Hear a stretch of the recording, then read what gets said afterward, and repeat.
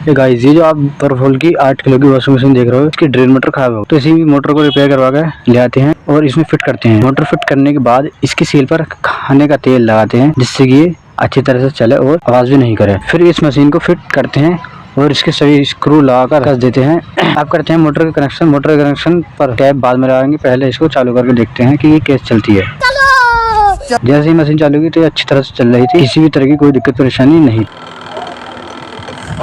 थी। इसके कनेक्शन पर टैप लगाकर इसे बंद कर देते हैं, उसके पीछे ढकना भी बंद कर देते हैं और मिलते हैं अगले व्लॉग में। तब तक के लिए बाय बाय, गुड बाय।